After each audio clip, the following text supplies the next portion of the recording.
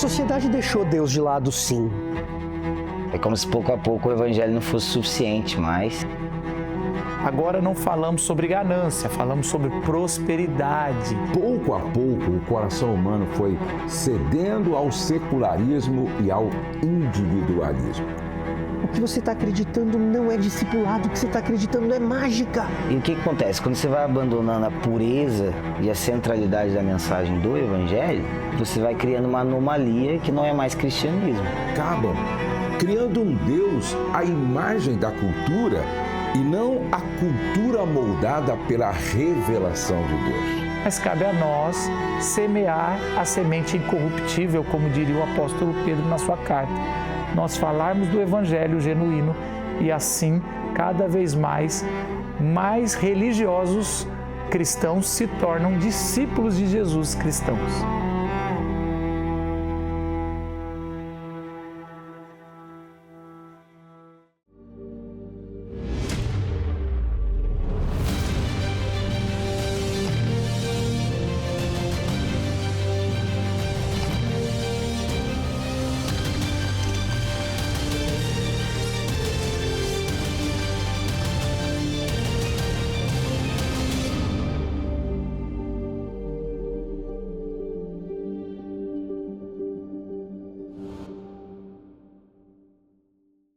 Fala galera, Jesus Cop, Douglas Gonçalves por aqui e eu quero te dar as boas-vindas. Olha, nós vamos ter que falar um pouco mais sério nesse seminário, porque chegou o dia tão aguardado do nosso seminário Deus Desconhecido. O objetivo desse seminário é expor a idolatria velada que existe nos nossos dias, inclusive dentro da igreja, e entregar a você ferramentas para conhecer e para proclamar o Deus verdadeiro nessa geração. Então todo o esforço dessa produção, que é uma produção da nossa formação de teologia de Zascope, é para te dar ferramentas. O seminário vai ser transmitido nesses 4 dias. Então a primeira parte vai ao ar hoje e a parte final, que é a mais importante, vai ao ar na quinta-feira, neste mesmo horário, às 20 horas. Então eu espero você do dia 20, hoje, até o dia 23. O seminário Deus Desconhecido é uma produção inédita e um oferecimento da formação de Zascope de teologia. E, inclusive, eu recomendo que você continue comigo para assistir a primeira parte até o fim e assista a parte final durante a estreia na quinta-feira mesmo, porque a gravação será retirada do ar após a transmissão e ficará disponível apenas para os alunos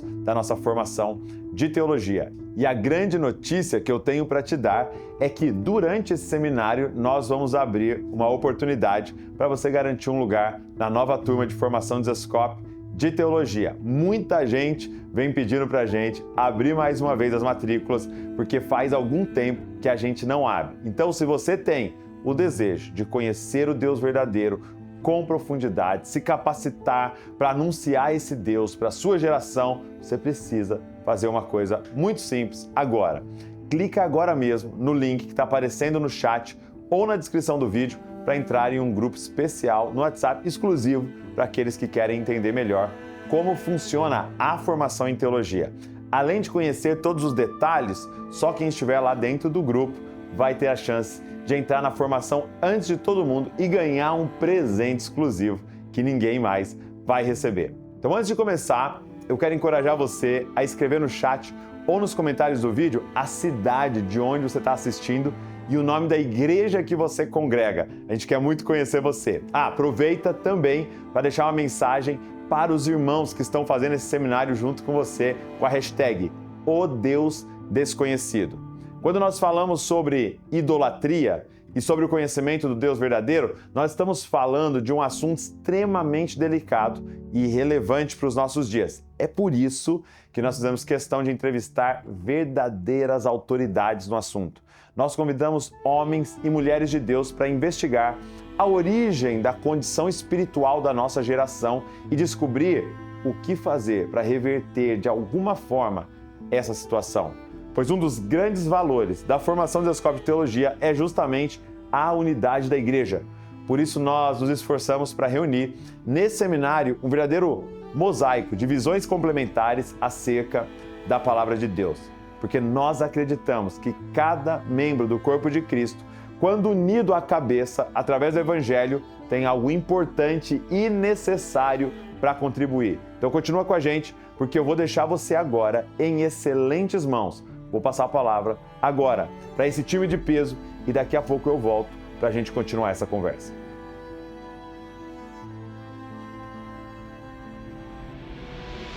Eu percebo que a sociedade ocidental, ou a gente que é brasileiro, começou a deixar Deus de lado, embora Deus esteja presente na cultura brasileira. Todo brasileiro, crente ou não, ele tem a sua superstição, ele tem o negócio de falar se Deus quiser. É como se pouco a pouco o evangelho não fosse suficiente mais. Então a gente vai adicionando um pouquinho de modernidade aqui, um pouquinho de estratégia ali e tal. E algumas dessas coisas elas até são boas e pertinentes, mas acontece que o apóstolo Paulo mesmo fala, eu temo que vocês estão sendo enganados pela serpente, abandonando a pureza do evangelho. Ele fala isso para a igreja de Corinto na segunda carta. Nós vivemos em uma sociedade que ao longo do tempo foi se afastando de suas raízes cristãs. No passado, valores como família, honra, respeito à vida, solidariedade e amor ao próximo estavam profundamente ligados ao Evangelho e moldavam a cultura. Mas, pouco a pouco, o coração humano foi cedendo ao secularismo e ao individualismo. Tem um elefante na sala que a gente não costuma tratar. Falamos muito da sexualidade. No ambiente evangélico, falar de moralidade sexual é uma das primeiras coisas. Sexo só depois do casamento, é o que a gente escuta bastante, não é? Pois é, eu gosto de dizer sexo apenas dentro do casamento. Porque o elefante na sala é que a gente deixou o texto bíblico tão de lado e esses valores da aliança tão de lado e Jesus tão de lado para beneficiar o outro em prol do próximo, na medida em que o casamento é sim o cônjuge fazendo com que o outro seja mais parecido com Jesus. A gente deixou tudo isso tão de lado porque a gente não lê o texto bíblico para valer, que o elefante na sala chama-se adultério. É fácil a gente chegar para o adolescente e falar assim, sexo só depois do casamento. Um outro desafio que a gente tem um pouquinho mais de dificuldade é chegar para a gente adulta e que consegue se defender e dizer sexo apenas dentro do casamento.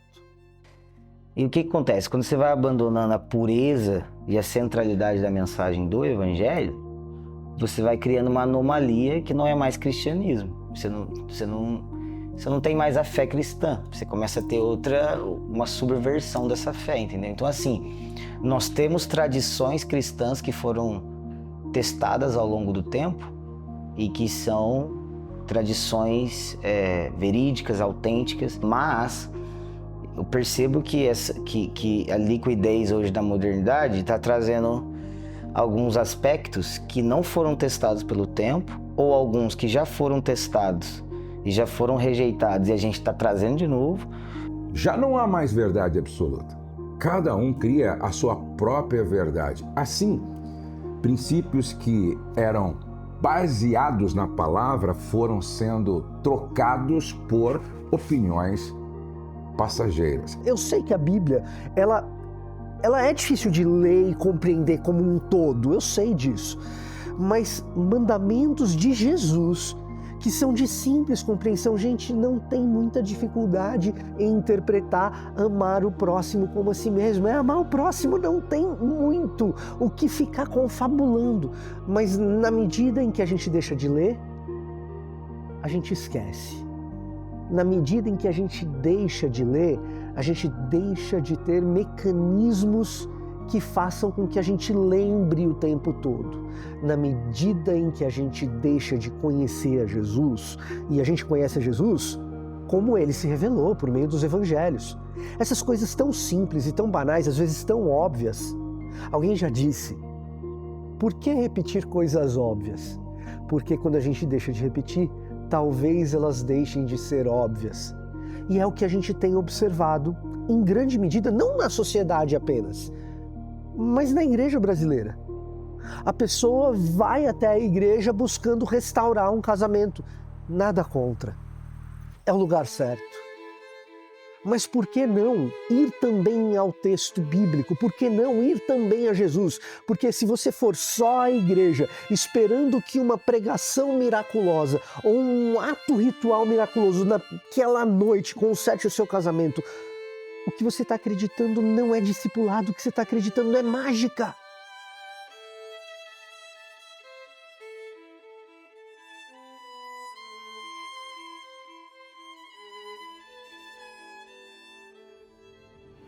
Isso acontece porque tais expressões culturais, quando deslocadas da Escritura, acabam criando um Deus à imagem da cultura e não a cultura moldada pela revelação de Deus. Então, o neocalvinismo holandês, eles propõem que a igreja ela tem que abençoar a sociedade através do evangelho. Então, artes, poesia, canções, até política, né? Um dos caras mais fortes, né, do neocalvinismo holandês, ele era primeiro-ministro da Holanda. Só que, quando eu olho para o Brasil, assim, eu vejo que o que a gente está fazendo, na minha opinião, é uma tentativa de dominar as esferas, dominar as paradas.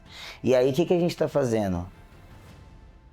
Deixando a política evangélica, deixando as artes evangélicas, deixando a cultura pop evangélica, e aí a gente começa a fazer funk evangélico, rock evangélico, vereador evangélico, presidente evangélico e tal, mas o que a gente está fazendo é colocando um formato evangélico nas coisas, mas não necessariamente comunicando o evangelho em sua essência e propriedade.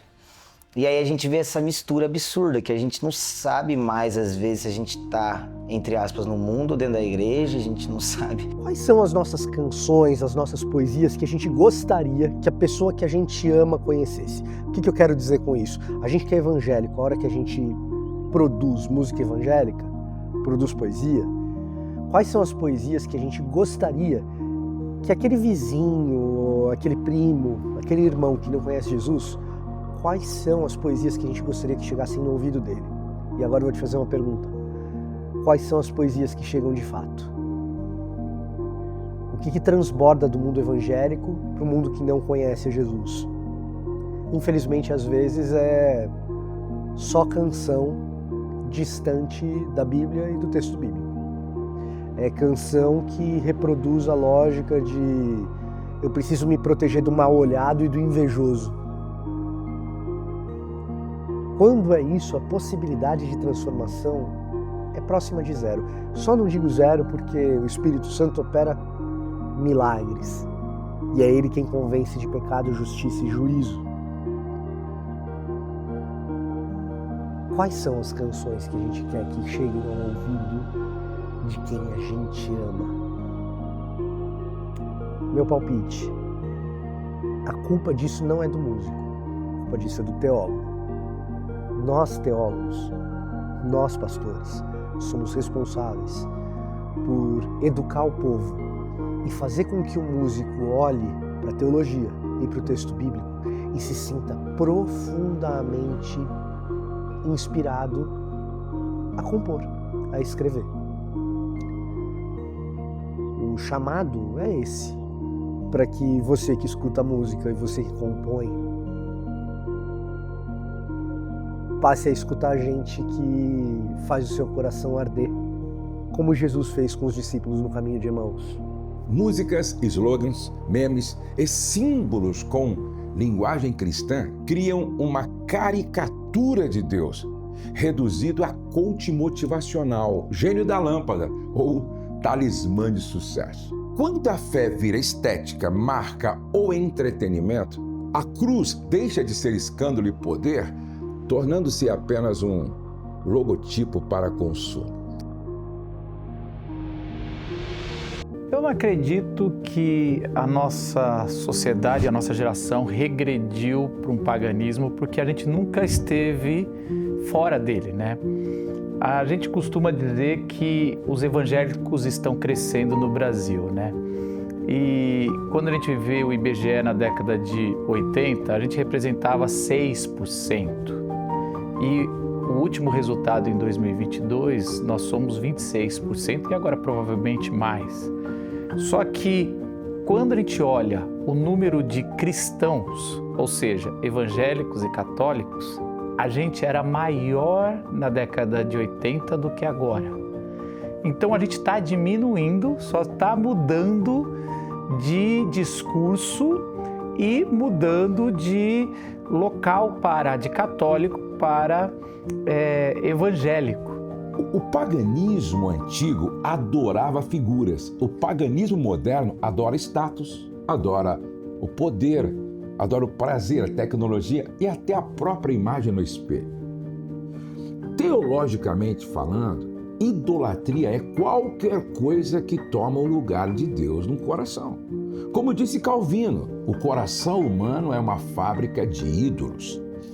Hoje, muitos já não se ajoelham diante de Baal ou de Diana, mas se curvam diante da vaidade, se curvam diante do consumo, do entretenimento e da busca incessante por reconhecimento. Isso revela que o problema não mudou, apenas os nomes e as formas dos ídolos é que mudaram. É a ausência da mensagem do Evangelho. Não só no púlpito, mas na vida de discipulado, nos casamentos, na criação de filhos. A maioria das famílias tem a Bíblia aberta lá em Salmo, alguma coisa para abençoar o lugar. Os filhos nunca viram os pais orando dentro de casa. A maioria dos filhos cristãos cresceram com os pais brigando durante a semana e servindo a ceia no final de semana. Então, a prática do Evangelho precisa voltar para os nossos lares, assim, como diz em Deuteronômio, que os pais deveriam inculcar a lei de Deus nos filhos, né? Então, eu acho que a ausência do Evangelho produz esse paganismo.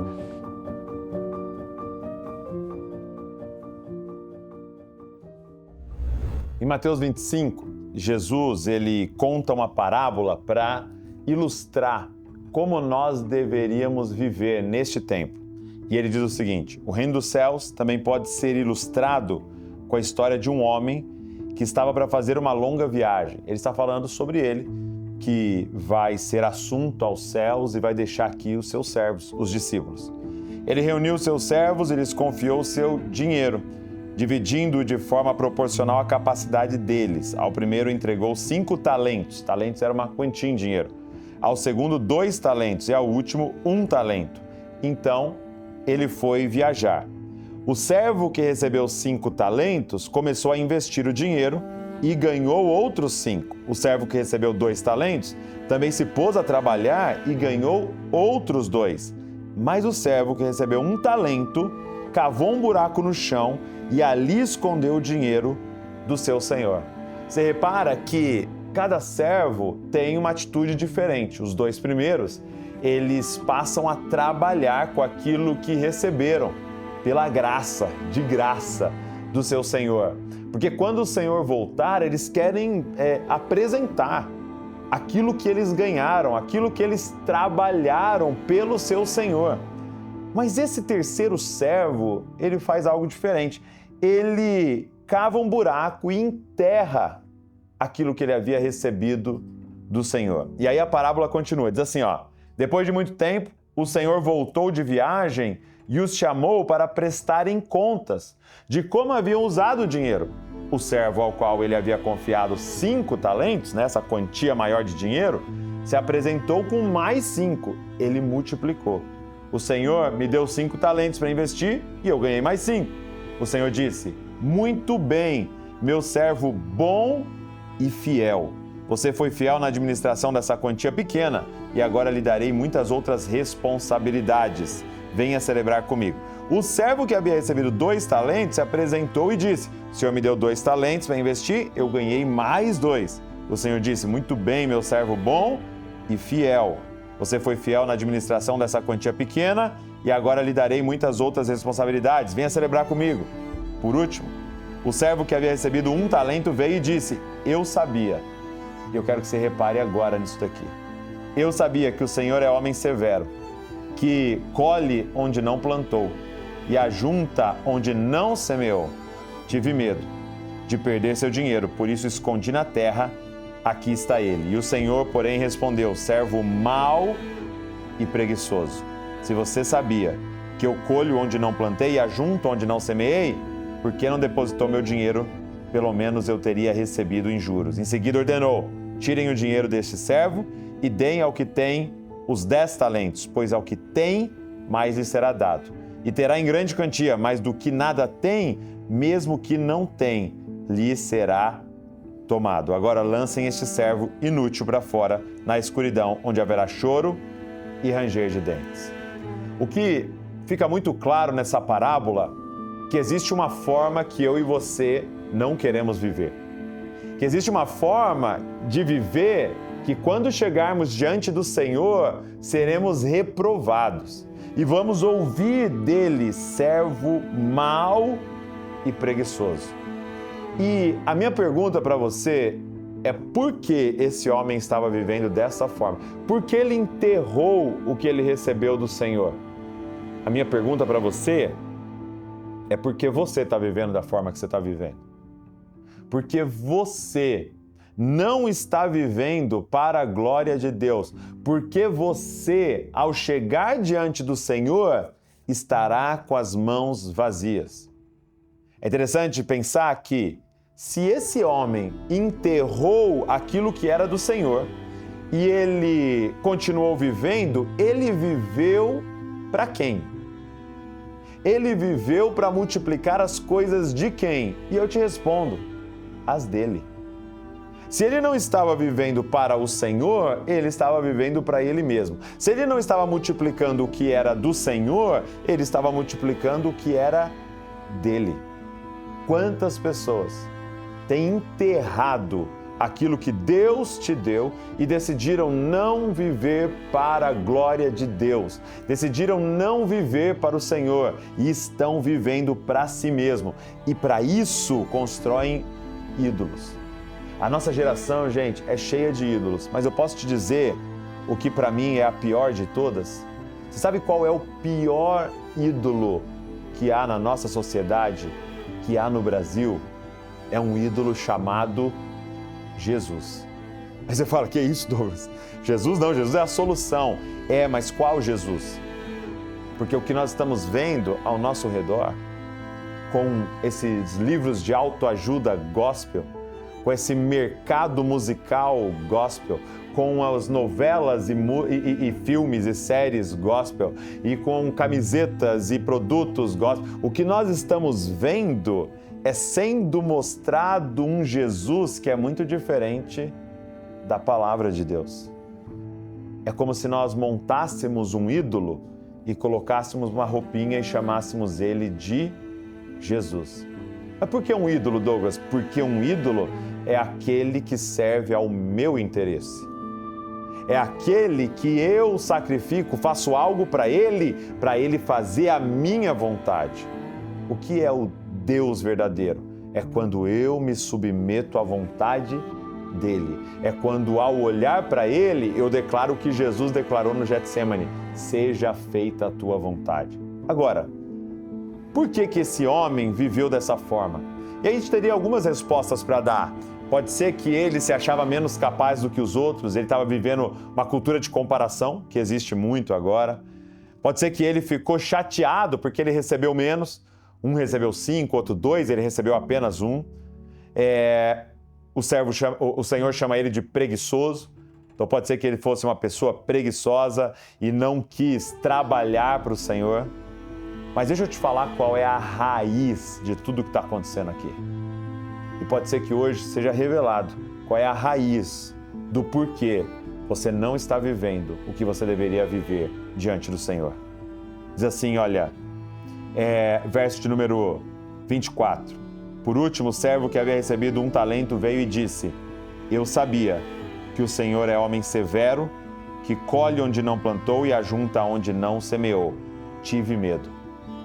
O problema principal desse terceiro servo, esse servo que termina sendo chamado de inútil, é que ele não conhecia ao Senhor. Ele diz: você colhe onde não semeou.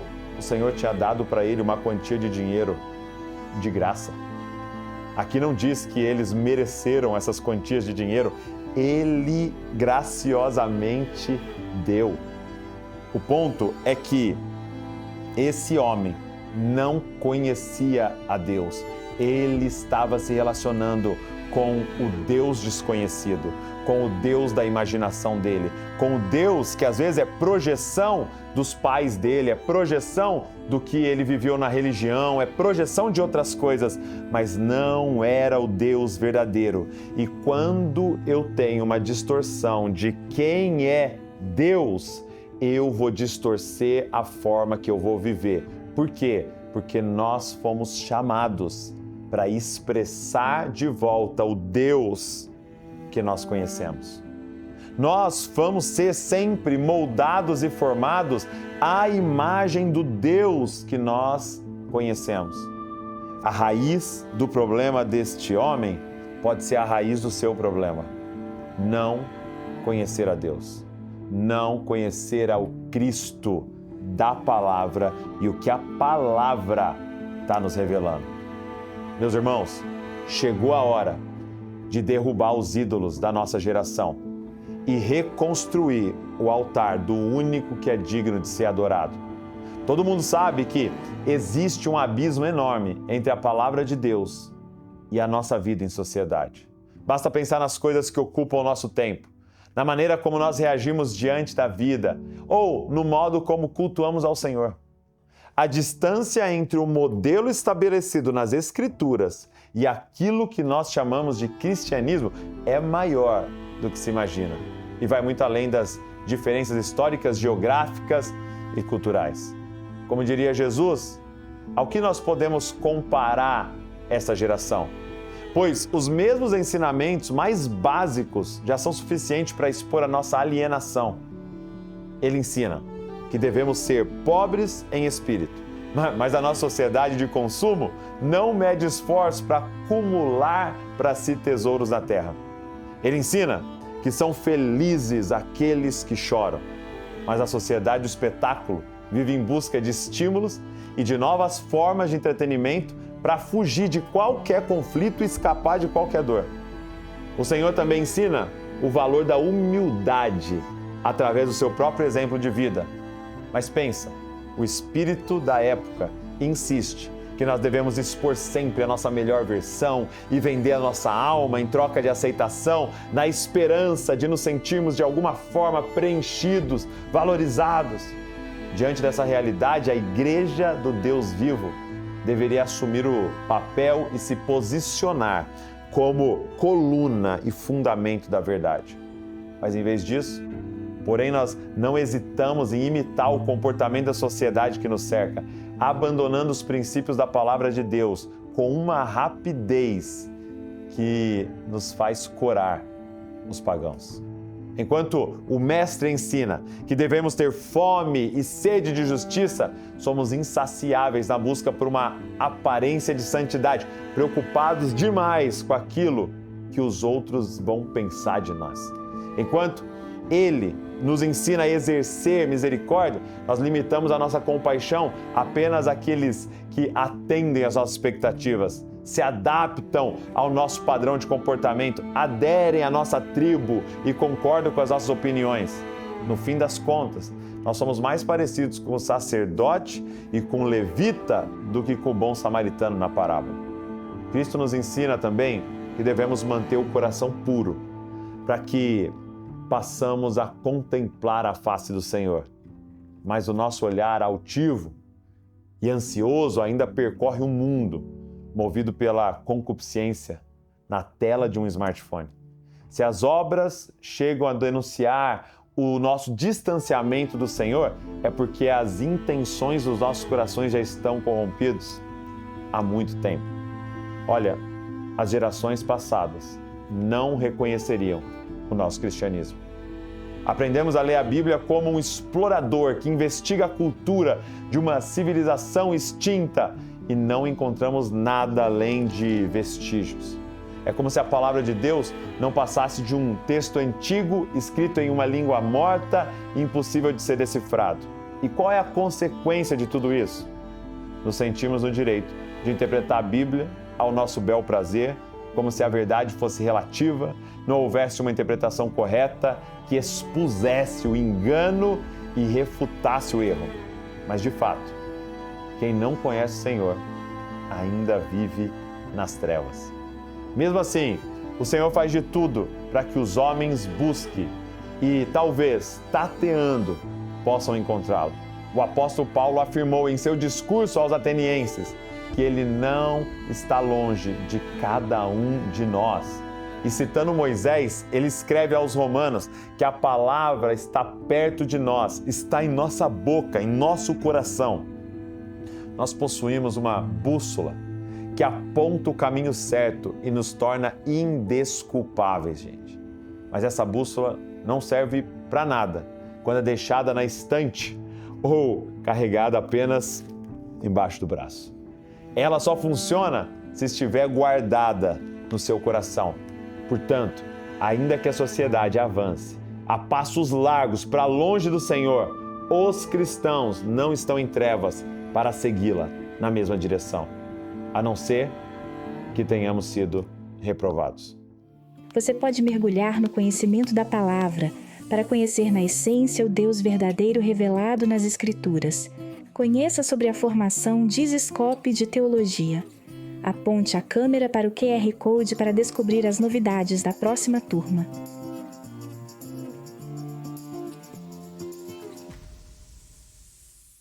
A igreja vive uma crise de identidade porque não encontra uma relação concreta entre a narrativa bíblica e os dilemas da sua geração. E por incrível que pareça, a nossa sociedade possui raízes cristãs.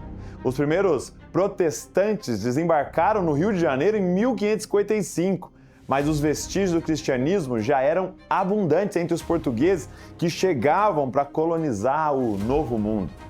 Para o bem e para o mal, nós herdamos a influência religiosa da Europa, que remonta diretamente aos apóstolos de Cristo.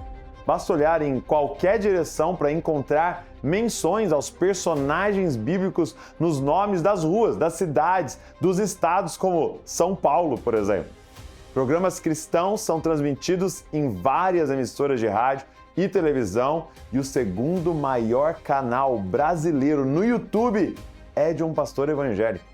No entanto, enquanto o cristianismo se torna pop, mainstream, a base bíblica da nossa nação se corrompe.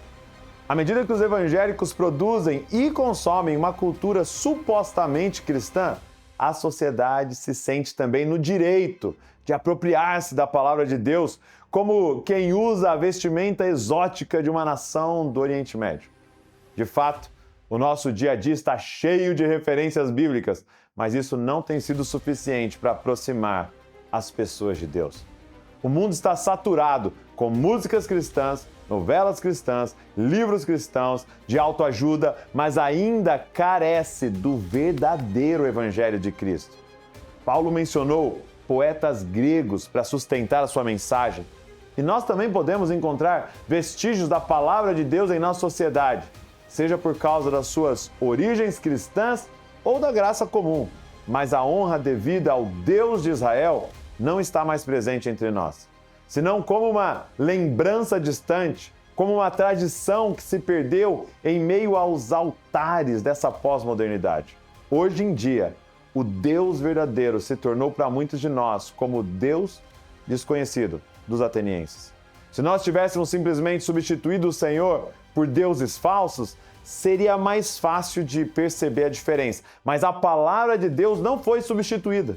Assim como fizeram os gregos, o culto do Senhor foi assimilado pela cultura e misturado à idolatria. Vivemos hoje uma espécie de sincretismo, uma promiscuidade religiosa, com a motivação mais duvidosa. A igreja evangélica tem se associado a tendências deste mundo sem o menor critério ou pudor. E à medida que nos esquecemos de Deus, retrocedemos sem perceber para uma nova forma de paganismo com seu próprio panteão de ídolos. Só existe uma arma que é poderosa o suficiente para derrubar os ídolos da nossa geração: o conhecimento do Deus verdadeiro. É por isso que nós produzimos este seminário e é por isso também que decidimos oferecer uma chance única de aprofundar o seu conhecimento da palavra de Deus como você nem imagina que seria possível. Olha, apontando agora a sua câmera para o QR Code que está aparecendo na tela ou clicando no link que está aparecendo no chat e na descrição desse vídeo, você entra em um grupo exclusivo lá no WhatsApp.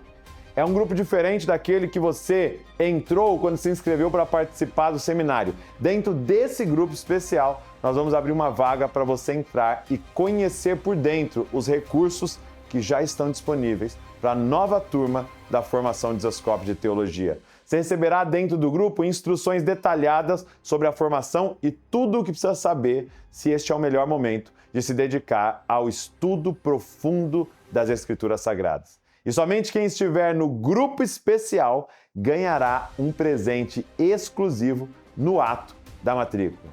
Mas isso só estará disponível para quem estiver dentro do grupo especial da nova turma da formação. Você não precisa pagar nada para entrar no grupo e saber mais sobre a formação, mas é importante que você esteja lá dentro ainda hoje. Esse grupo é para quem realmente está interessado, pois quem estiver fora do grupo perderá a chance de aproveitar essas vantagens. Então aponta sua câmera para o QR Code que está aparecendo na tela ou clique no link que está aparecendo no chat e na descrição do vídeo e entre agora para esse grupo dos interessados na nova turma da formação Desascope de Teologia.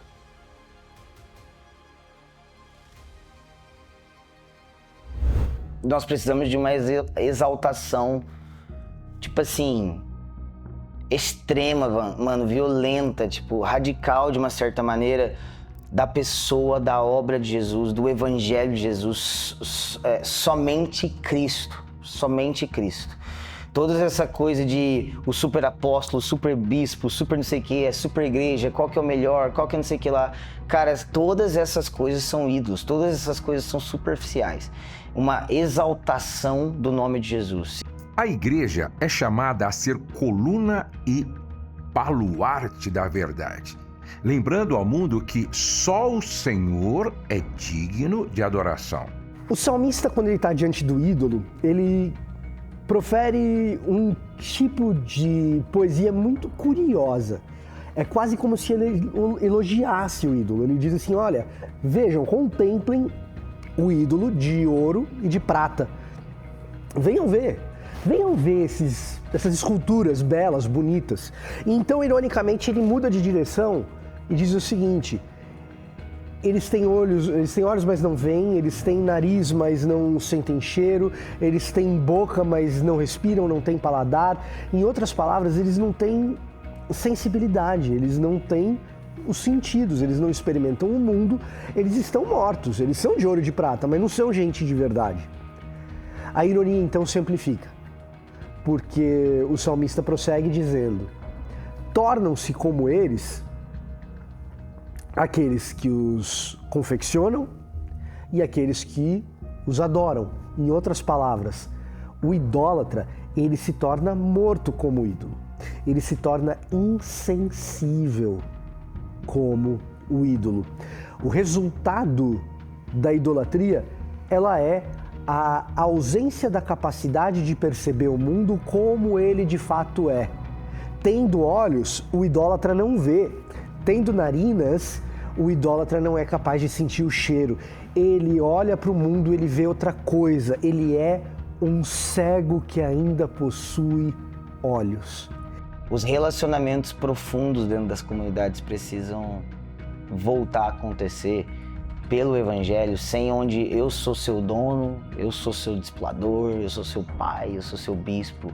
Não, mas o relacionamento entre irmãos é aquela coisa que alguém disse, é um mendigo contando para o outro que achou um tesouro, entendeu? E esse relacionamento profundo, porque não tem nada que expõe mais ídolos no nosso coração do que relacionamento. Casamento, por exemplo, é uma coisa que expõe toda hora as falhas de comportamento que eu tenho.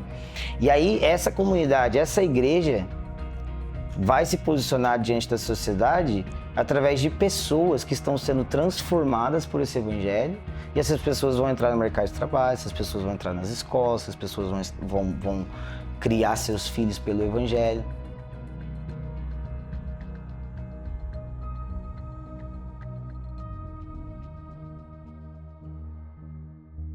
Israel foi repetidamente advertido contra misturar a adoração ao Senhor com os deuses das nações. Em Jeremias capítulo 2, lemos que o povo fez o que era mal perante o Senhor e serviu aos Baalins, deixando o Senhor. O sincretismo não consistia em abandonar totalmente a fé, mas em adicionar outros ídolos ao culto do verdadeiro Deus. Vamos falar da cultura de celebridade que a gente tem na igreja. Onde a gente quer ter o cabelo do pregador, a gente quer ter o tênis do cantor, a gente quer ter o mesmo violão de não sei o que lá, e a gente paga tantos mil para estar 2 horas com fulano, a gente paga não sei quantos para ter uma cadeira mais especial no culto. Ou então, o quanto de aspecto da turnê do Coldplay a gente traz para as nossas conferências, né? O quanto de elementos da cultura pagã que a gente está trazendo para dentro das nossas comunidades. E aí, de novo, existe um aspecto bom nisso tudo. Existe uma graça comum que opera em todos os homens. Então, assim, quando eu ouço Beethoven, ele não era um cristão, até onde eu sei. Mas a arte dele é bela, tem graça comum naquilo, eu posso aprender daquilo. Então, de certa maneira, eu posso aprender com um empresário, posso aprender com o Steve Jobs, sei lá. Agostinho dizia que idolatria não é apenas adorar um falso Deus, mas também adorar o verdadeiro Deus de maneira falsa. Olha só, ao incorporar os valores do mundo, a igreja corre o risco de perder a sua própria identidade profética. Na prática, isso se manifesta em cultos que exaltam mais o homem do que a cruz, em ministérios movidos por performance e números mais do que por santidade, e em crentes que falam de Cristo, mas vivem segundo os padrões deste mundo. Qual é o resultado? O resultado é um sincretismo moderno. Uma das características do nosso povo brasileiro é o sincretismo. Nós misturamos as religiões, as nossas crenças. Isso é um jeito de acomodar o nosso pecado em outras doutrinas, em outras confissões. Isso sempre aconteceu, isso não é só nosso, isso já vem muito antes, mas isso é muito forte no povo brasileiro. E é muito forte, consequentemente, entre os evangélicos. Então, nós estamos ficando especialistas. Agora não falamos sobre ganância, falamos sobre prosperidade, não falamos sobre acepção de pessoas, falamos sobre escolhidos, predestinados, falamos sobre eleitos. Então, tratamos pessoas de forma diferentes, buscamos riqueza às custas dos outros, de uma miséria generalizada. Somos gananciosos e falamos sobre ministérios abençoados e bem-sucedidos. Isso tudo é idolatria com outros nomes. E isso tudo faz parte de uma forma para maquiar o pecado no ser humano. Eu acredito que tem uma desinformação também das Escrituras, da profundidade teológica das coisas, de um desejo de investigação mesmo, tipo, cara, e não é uma coisa rebelde, mas é uma coisa, cara, eu quero conhecer a minha fé, eu quero conhecer com profundidade esse Senhor, e o caminho para isso são as Escrituras. Então eu creio que existe essa desinformação, assim, que não é maldade, na maioria das vezes, mas é uma falta de desejo também. Mas também existe uma manipulação malvada, né? Uma manipulação maliciosa, que é o que as Escrituras chamam de os falsos mestres. Então os falsos mestres, eles vão estar sempre no nosso meio. As Escrituras dizem isso, na verdade eles vão aumentar. E o que caracteriza, na verdade, um falso mestre é a falsa mensagem, com certeza, mas aí que entra, mano, que existem alguns casos que a mensagem nem é tão falsa assim, mas o fim da mensagem é o benefício próprio. É lógico que dentre isso tem a igreja verdadeira do Senhor Jesus Cristo, que não se corrompeu, que sabe dar nome às coisas certas. Mas quando nós começamos a nos tornar a grande expressão religiosa do nosso país, e muito pouco tempo seremos a maioria, os evangélicos, é lógico que sempre vão crescer as expressões erradas, né? Eu lembro da parábola de Jesus do semeador.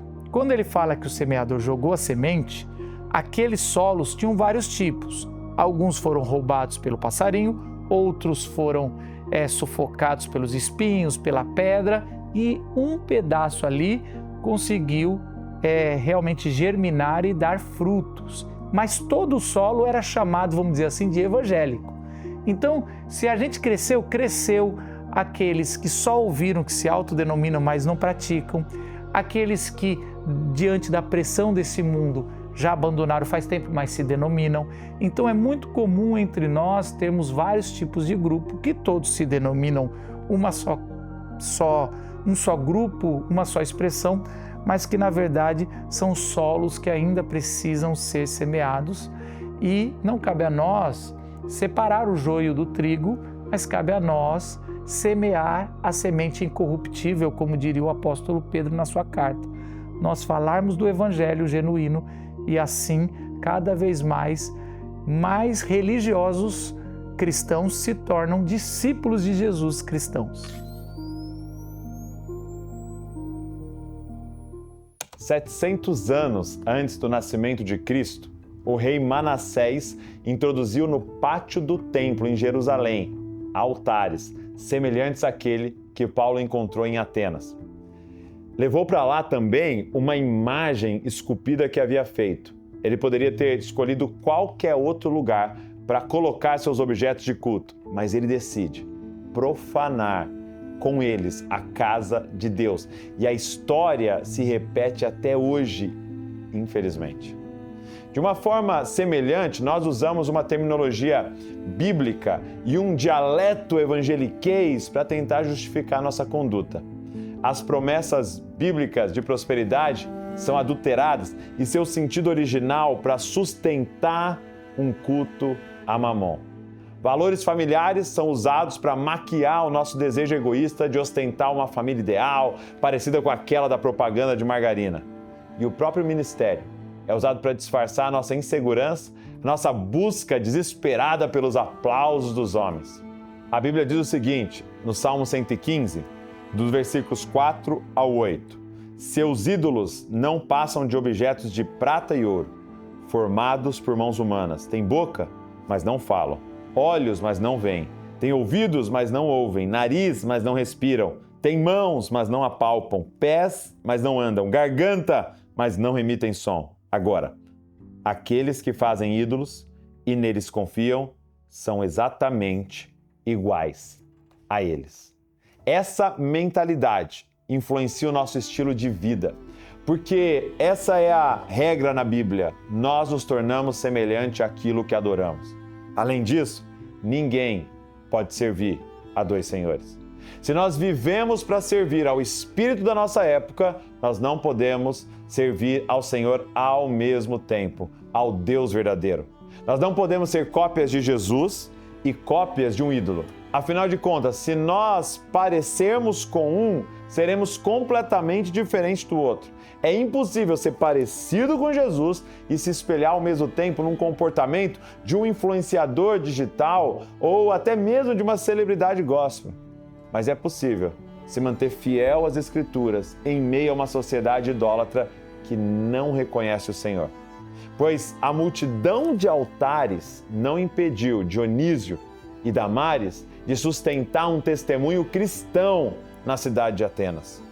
Há quem diga que é mais fácil manter-se fiel ao Senhor em país onde a igreja é perseguida do que uma sociedade pós-cristã que se esqueceu de Deus. Porque abraçar o martírio exige de nós uma decisão difícil, mas sustentar um testemunho de vida depende das escolhas incontáveis que devemos fazer todos os dias.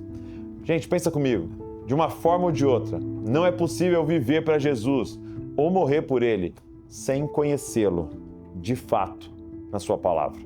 O grande mal da nossa geração não são os ídolos, mas é a nossa falta de conhecimento sobre o Deus que nós dizemos adorar. Assim como os atenienses, nós também consagramos ao Senhor um pequeno espaço entre os altares do nosso coração. Ele é o Deus que fez o mundo e tudo que nele há. É o Senhor do céu e da terra. Ele não habita em santuários feitos por mãos humanas. Mas mesmo assim, nós vivemos como se Ele se contentasse em ocupar uma pequena área das nossas vidas. Por outro lado, também é difícil se deixar enganar pelo tamanho das nossas igrejas, pelo sucesso das nossas canções, pela nossa audiência nas redes sociais. Não me entenda mal, gente. Tudo isso é maravilhoso se for usado para aumentar o alcance da palavra de Deus. Mas essas coisas perdem o sentido quando não estão fundamentadas em um conhecimento sólido das Escrituras. Elas não passam de ilusão de ótica. Nós gastamos horas por semana adorando o Senhor e muitos de nós chegam a ganhar dinheiro com isso. Mas grande parte do que chamamos de cristianismo não passa de mais um nicho de mercado, mais uma categoria de produtos, uma nova forma de entretenimento. Sim, é possível passar a vida consumindo cultura gospel sem conhecer o Senhor de verdade, porque a única maneira de conhecê-lo é por meio da interpretação correta das Escrituras. Em Apocalipse, Jesus, o próprio Jesus, envia cartas às igrejas da Ásia. E a última carta, muitos teólogos dizem que é a que mais fala com a igreja do século XXI, é uma carta à igreja de Laodiceia. E é uma carta muito dura. Verso de número 15 diz assim: eu sei de tudo que você faz. Você não é frio nem quente. Eu desejaria que você fosse um ou outro, mas porque é como uma água morna, nem quente nem fria, eu o vomitarei da minha boca. Isso é muito assustador. O que Jesus diz para essa igreja, presta atenção, eu tenho vontade de vomitar vocês. É talvez uma das figuras mais terríveis. Uma vez eu estava pesquisando quais são os sons mais ruins do ser humano ouvir, e sabe qual é o número 1? Ouvir alguém vomitando. E Jesus usa essa figura para falar, é o que eu estou sentindo por essa igreja. E por quê? O que está acontecendo nessa igreja? E ele diz assim, você diz, eu sou rico e próspero, não preciso de coisa alguma, e você não percebe que é infeliz, miserável, pobre, cego e está nu. Como, gente? Como que uma igreja, quando o céu olha, diz, você é infeliz, miserável, pobre, cego, nu, e quando ela olha, ela diz, eu sou rico, próspero, eu não preciso de nada. É porque essa igreja parou de olhar para o Senhor. Porque essa igreja não está mais se comparando ao Senhor à luz das Escrituras. Essa igreja agora está olhando para ela mesma. A figura que Jesus usa para falar com essa igreja é de água quente que vinha de uma cidade vizinha, de água gelada que vinha da outra cidade, e a água que chegava ali era morna. Por quê? Porque agora eu me comparo. Não, eu pelo menos não sou tão frio quanto. Eu não estou pegando fogo de amor por Jesus, mas pelo menos eu não sou tão ruim quanto as outras pessoas que eu olho na televisão. Pelo menos eu não estou envolvido com essas coisas tão erradas quanto o fulano e o ciclano. Ela começa a se comparar entre ela mesma, achando até que eu estou quentinho. Comparado a outros, até que eu estou bem, eu estou rico, eu estou próspero, eu não preciso de nada. Mas de onde vem essa loucura que essa igreja está vivendo, que tanto se parece com a igreja de hoje? Que acha que está vivendo um avivamento, quando na verdade está perdida. Da onde vem isso? E deixa eu te dizer da onde vem. Diz assim, olha, verso de número 20. Presta atenção. Texto muito conhecido de todos nós.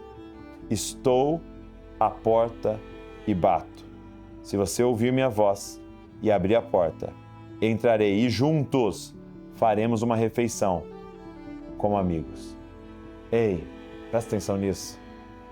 O que Jesus está dizendo é: vocês estão fazendo igreja com Jesus do lado de fora. Presta atenção nessa figura. Eu estou à porta e bato. Ele está falando para uma igreja. Eu estou na porta, batendo.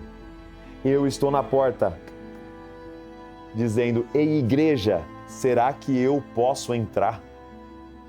Eles estavam cultuando ao Deus desconhecido. Eu não sei qual é o altar que eles tinham lá dentro, porque o próprio Jesus está dizendo: eu estou do lado de fora. E essa igreja passa a cultuar uma versão criada pela cabeça dela lá dentro. E quando você cria ídolos dentro da própria igreja, você começa a fazer essa avaliação. Eu estou rico, eu estou próspero, eu não preciso de nada, nem de Jesus. Porque nós temos os nossos ídolos gospel, nós criamos as nossas fórmulas, nós criamos a nossa forma de viver. E Jesus está olhando de fora e dizendo: ei, vocês são infelizes, miseráveis, pobres, cegos, e vocês estão nu. E aí ele dá uma orientação: vocês precisam voltar a comprar de mim ouro purificado no fogo. Vocês precisam voltar a comprar roupas brancas de mim, que diz respeito à santidade. Vocês precisam cobrir a nudez com a roupa que eu tenho para vocês. Vocês precisam aplicar um colírio no olho que eu posso dar a vocês. O que Jesus está dizendo? Vocês precisam voltar para mim. Igreja, ouça o que nós queremos dizer nesse seminário. Ouça o que nós queremos dizer junto com todos esses que nós estamos entrevistando. Nós não podemos seguir com o Deus desconhecido do lado de dentro e com o Deus verdadeiro à porta batendo. Ele está dizendo, e talvez esse nosso tempo aqui seja Ele batendo na porta e dizendo: não dá para continuar assim, abre a porta e deixa eu entrar.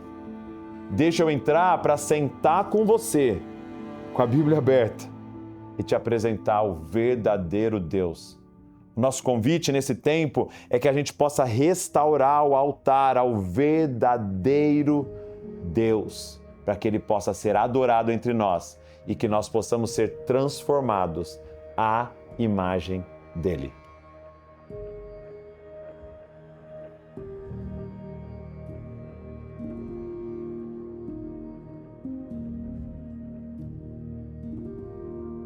Deixa eu te fazer um convite. Conheça sobre a formação de Dizascope de Teologia. Aponta a câmera para o QR Code para descobrir as novidades dessa próxima turma. Eu creio que o Senhor não atraiu você a esse seminário apenas para encher sua cabeça com informação. Se você chegou até aqui, é porque o Senhor deseja que você participe daquilo que Ele vai começar a fazer nestes próximos anos. Mas para colaborar com a obra do Senhor, você precisa deixar que Ele inicie essa obra dentro de você primeiro. Se assim como Paulo, você se sente indignado com a idolatria do nosso tempo, precisa deixar que o Senhor derrube os ídolos no seu coração. E se assim como Paulo, você deseja proclamar o Deus desconhecido para essa geração, precisa primeiro conhecer o Senhor com profundidade. Como nós acabamos de ver, você pode até memorizar alguns versículos sem nunca ter um encontro real com o Senhor. Mas não é possível conhecer o Senhor sem ter um entendimento profundo das doutrinas bíblicas.